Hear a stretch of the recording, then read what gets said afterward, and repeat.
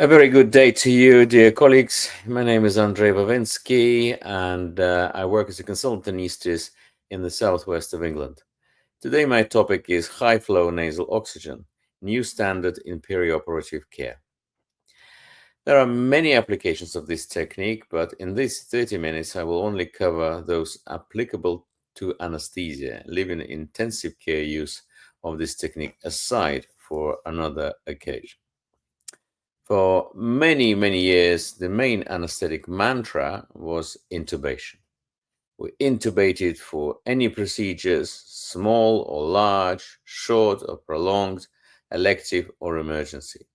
Intubation itself is, of course, associated with a number of side effects and complications. However, we all know that it is not the failure to intubate that kills our patients, but it's the failure to ventilate that kills them.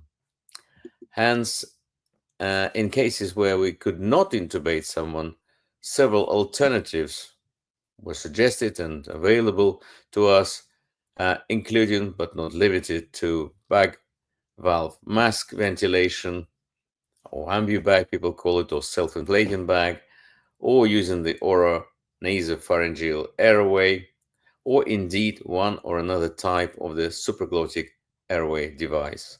It started with laryngeal mask, and on your screen you can see the prototype of the laryngeal mask invented by great Dr. Archie Brain. And as you can see, it's not difficult to notice that it's basically, to start with, he cut out a cuff from the face mask and put it on cut stem of the endotracheal tube. And that's how he first sort of came up with an idea. And then with a few experiments, we have laryngeal mask. But apart from laryngeal mask, there are a variety of the supraglottic airway devices available to us now. So the new mantra was established, concentrating on ventilation. So we were ventilating, not necessarily intubating people, our patients.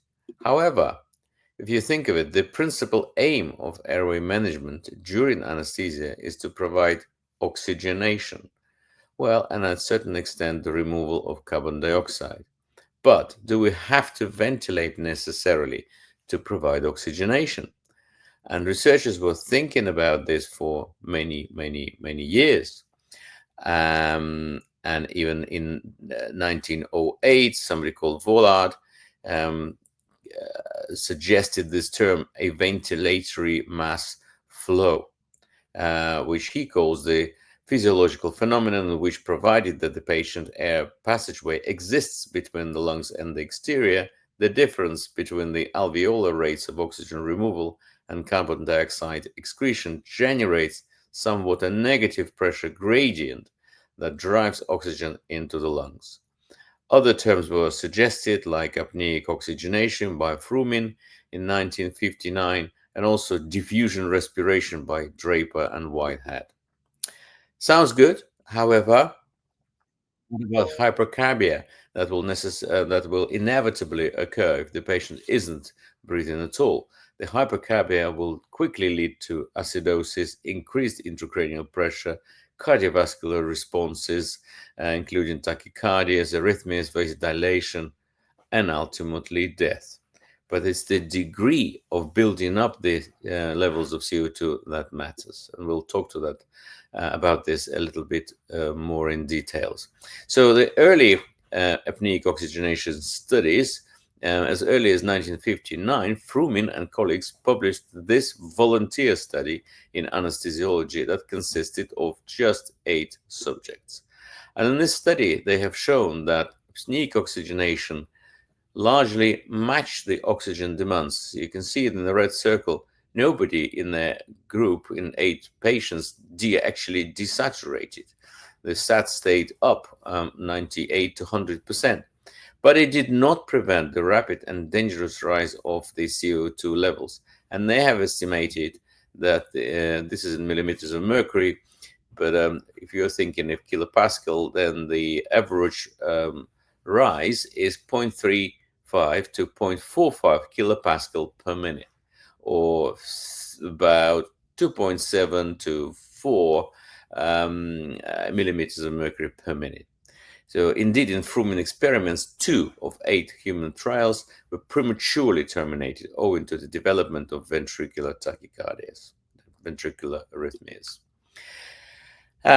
Does the float rate matter? Yes, it does. Of course, at the time, the researchers were limited to the use of dry oxygen at the maximum rate of 15 liters per minute. This is how it still comes out of the normal oxygen supply in any hospital. These days, of course, we have these several devices that are able to deliver oxygen at the rate of up to 70 liters per minute. And that oxygen is warmed to the body temperature, 37 degrees, and humidified for the easiness to tolerate. So, but why such a high flow is necessary? Why deliver 70 liters per minute? And it all comes in the understanding of what is the normal and peak inspiratory flow rate. Average inspiratory flow rate when we breathe in, we generate about 30 liters per minute.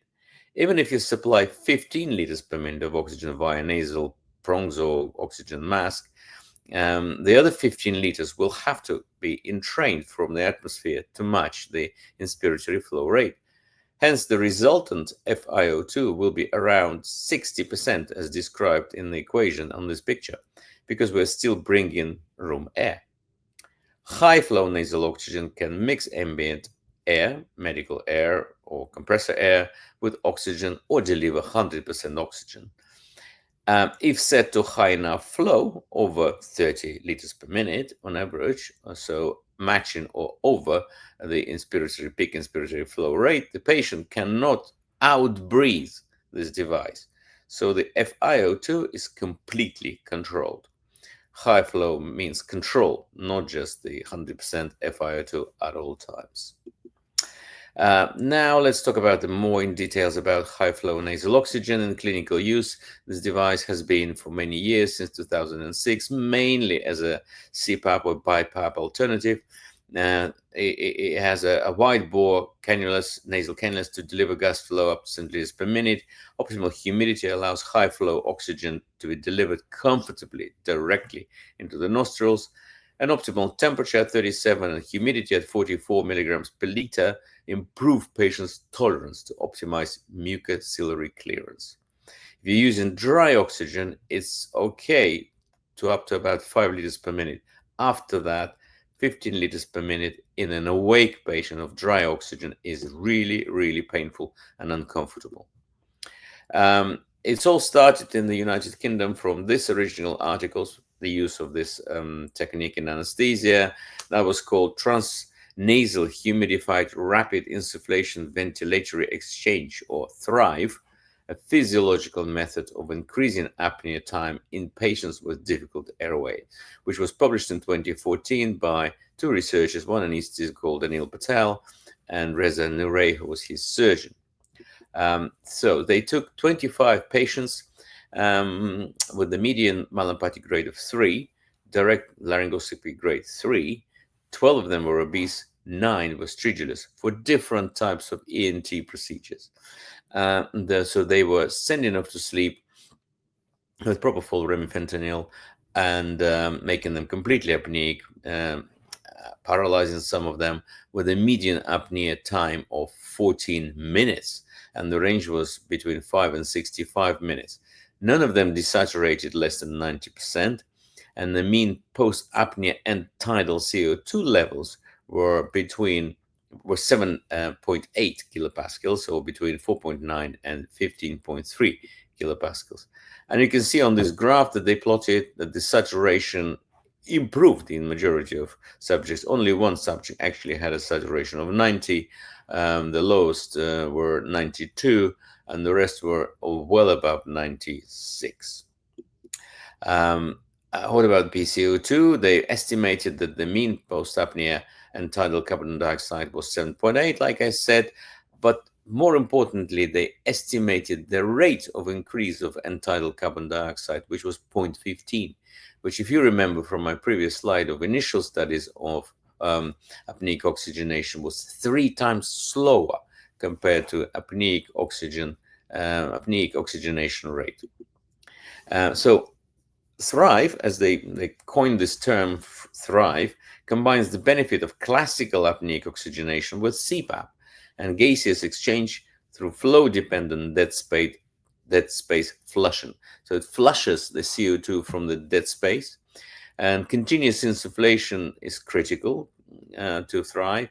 That actually creates this CPAP, approximately 7 centimeters of water, and it splints the upper airway and reduces shunting. So it does provide some degree of CO2 elimination 3 times better than the classic 15 liters per minute of dry oxygen. Thrive is limited. There are limitations of using Thrive. There's totally obstructed airway. There is no point.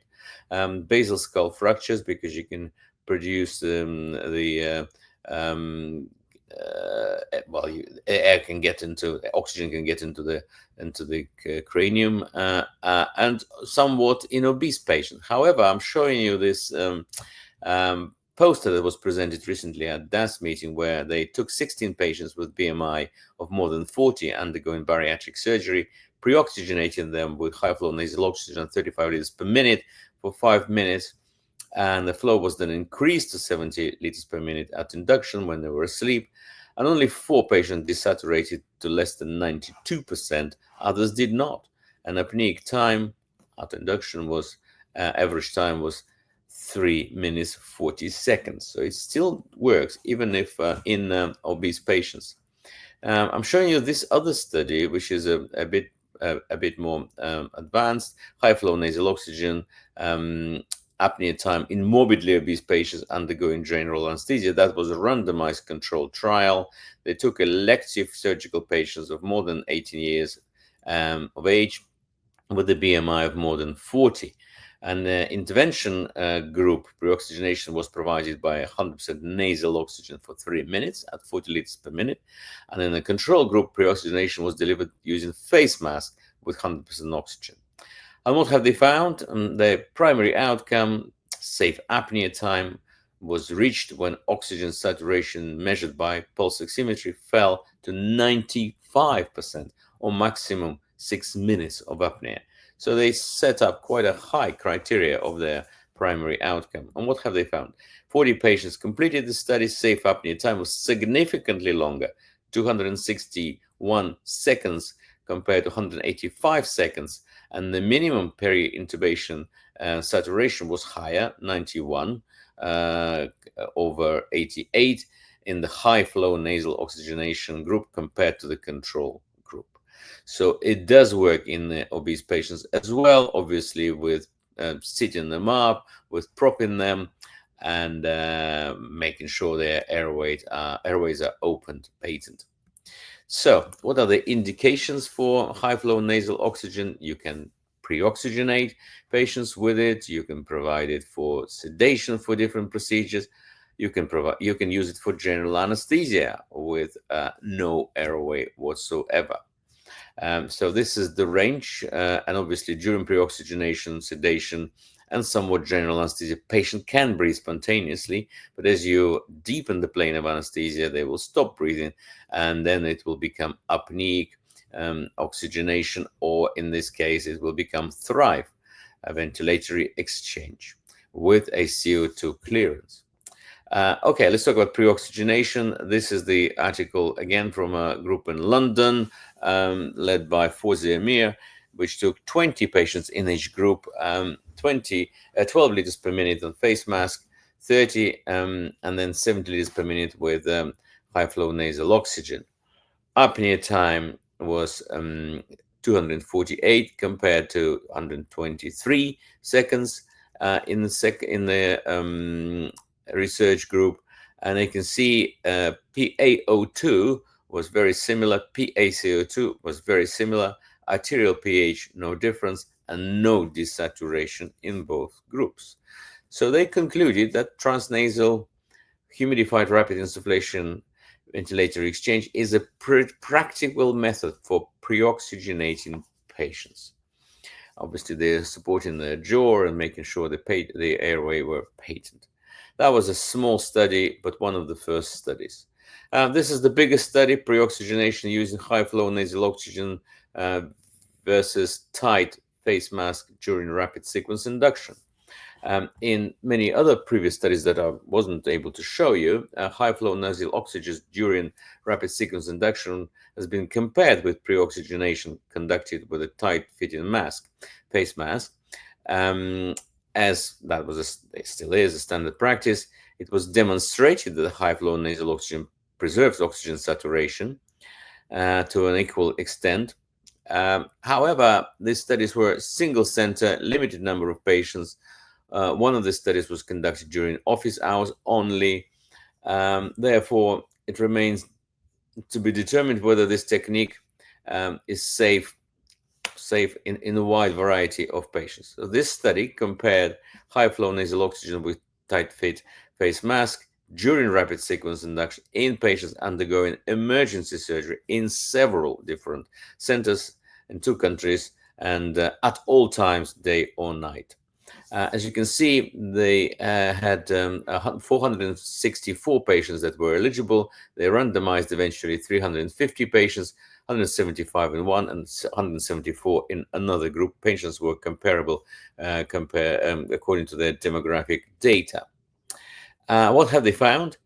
They found no difference in the number of patients desaturated less than 93%, 5 in one group and 6 in another group, with a high flow nasal oxygen face mask, respectively. The risk of desaturation was not increased during on-call hours, interestingly. No difference was seen in end-tidal carbon dioxide levels in the first breath after tracheal intubation, meaning that the patients who were on nasal oxygen didn't build up a lot of CO2 that you can detect once you've intubated the patient. These results confirm that high flow nasal oxygen maintains adequate oxygen levels during pre-oxygenation for rapid sequence induction. They're interesting in a narrative review by Lyons and Callahan, uses and mechanism of apneic oxygenation. They suggested that when you pre-oxygenate patients, this is the technique you use. You start with a face mask, then once the patient is apneic, you send them off to sleep, you paralyze them, you put the nasal prongs in for the high flow nasal oxygen, and you continue this for during your laryngoscopy attempts. They're doing that because if you're combining face mask and nasal or high flow nasal oxygen, then you're submitting the patients to a risk of higher pressure and possible pneumothorax. So the underlying principles of peri-oxygenation, which includes pre-oxygenation and apneic oxygenation and ventilation. As you can see, pre-oxygenation ends when apnea starts due to the induction of anesthesia and administration of neuromuscular blocking agents. Thereafter, apneic oxygenation and ventilation and insetting of high flow oxygen, transnasal humidified oxygen. This may continue until desaturation commences. And as you can see on this slide, the higher the flow, the longer the more efficient the time before the desaturation occurs happens. Basically, the higher the flow, the longer you can go. And on this slide is a nice comparison of what it is like to pre-oxygenate patient with just air, what happens to their lungs, and increase the VO2 with face mask. And if you provide some CPAP to your face mask, screw the valve down, then again, the lung will expand more and get more oxygen into it. And if you provide high flow nasal oxygen, not only you provide high FiO2, but also you'll provide positive airway pressure. You will provide some degree of CO2 clearance, which with the washing out from anatomical dead space, you will improve pulmonary mechanics and decrease upper airway resistance. So the question is, should apneic oxygenation become standard of care during tracheal intubation? And pediatric and anesthetists done lots of studies. The 5 randomized controlled trials have shown that supplemental oxygen increases the safe apnea time in neonates and infants and reduces the incidence of hypoxemia during tracheal intubation. Hence, the European Society of Anesthesiology and Intensive Care released these guidelines, airway management of neonates and infants, and their recommendation is to use apneic oxygenation during tracheal intubation in neonate. Difficult Airway Society, quite a long time ago, in the DAS guidelines for tracheal intubation in critically ill adults, advocated in Plan B continuous nasal oxygenation, as you can see in the red circle on this slide. What else can we use it? High flow nasal oxygen. Procedural sedation is great. Anything bronchoscopy, endoscopy, cystoscopy, radiofrequency ablation, stenting, interventional radiology procedures, sigmoidoscopy. The list is endless. You can use it with deep sedation without risking deoxygenating your patient.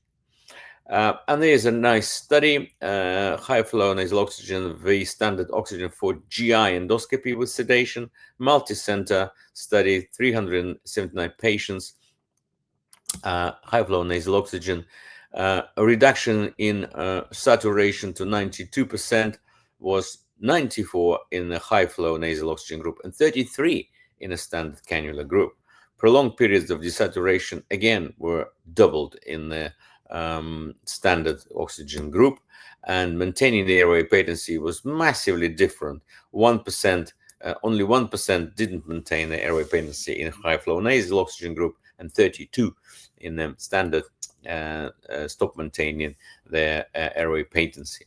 So it does work. How about the procedures that we do in anesthesia for awake fiber optic intubation? Is it possible to use Thrive high flow nasal oxygen while you're fiber optically intubating somebody? Yes, it is possible. And as early as 2015, the group from London, from Guy's and St Thomas's Hospital, led by Imran Ahmed, published this, optimizing oxygenation intubation conditions during awake fiber optic intubation, using a high flow nasal oxygen delivery system. 50 patients they took, 50 to 70 liters per minute sedation with Remi and propofol, and in all patients they managed to improve the saturation. So it does work. The nasal prongs are not in the way of fiber optic scope, and when you're railroading the tube, you can just flick out one of the nasal prongs and railroad your nasotracheal tube.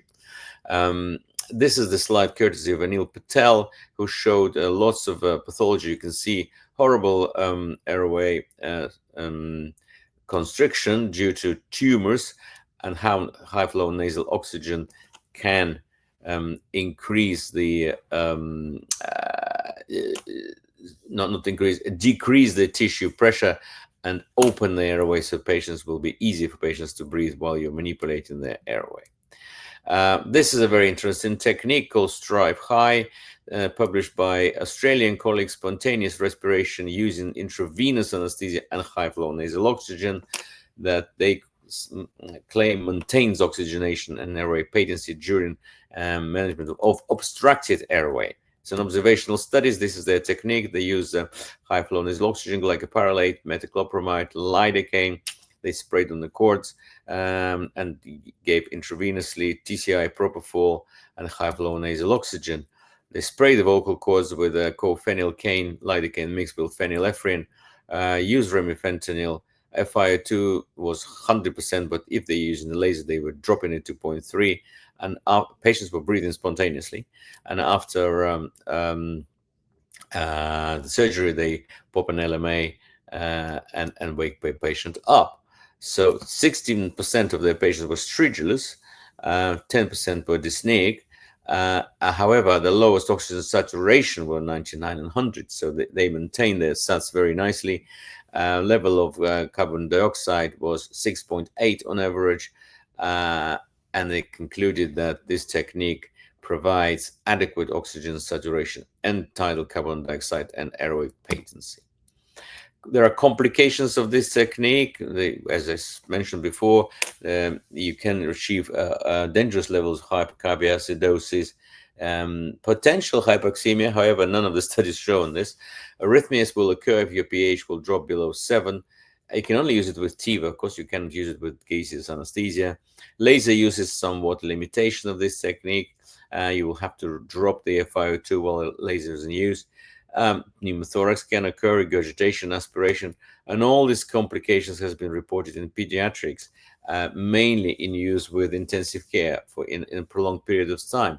Pneumocephalus, pneumoorbitus, epistaxis, subcutaneous emphysema, pneumomediastinum, esophageal rupture, gastric rupture, all have been described, particularly in pediatric patients who were in high dependency or intensive care units. But of course, that was used for days and days rather than hours in the general anesthesia setting. But please remember, the Thrive is not rescue tool for acute desaturation. It's not going to work, not going to save the day. And it's not a substitute for thorough airway planning and management, which I have listed for you in this lovely diagram that is produced by Australian colleagues, um, Australian Society of Difficult Airway Management. So the new mantra now changed from intubation, ventilation to oxygenation, and oxygenation. And for that, you can use high flow nasal oxygen through whichever device that is available in your country. In conclusion, I'd like to say that high flow nasal oxygen could maintain oxygen saturation after commencement of apnea to levels that could change the nature of difficult intubation from hurried stop start kind of potential traumatic scenario to a very smooth, nice event undertaken within the extended safe apneic window. So it gives you a very calm environment where you are not worried about your patient desaturating, and you can use one technique, another technique, if your intubation is unsuccessful, and then wake the patient up. Perhaps if it's an elective procedure, if you were not able to intubate or ventilate them effectively at all. Um, and more conclusions, oxygenation is possible without the ventilation, like it's shown on all these studies. This technique maintains the saturation very nicely, and flow matters a lot. This technique will only work if you match the inspiratory flow rate, i.e., you will have to use it in the rate of more than 30 liters per minute. The higher the flow, the longer you go. So if your patient is obese and you're thinking of providing apneic oxygenation for a long period, increase the flow once your patient is asleep to 50 and up to 70 liters per minute. And the higher the flow, the better the elimination of the CO2 will be. And of course, high flow creates some degree of PEEP, which means your oxygenation will be improved. But yes, the CO2 will build up, but in a lot slower rate at about 0.15 kilopascal per minute. And I have provided references for you for the studies that I have mentioned in my presentation. And I thank you for your attention, and I wish you a good and productive day today.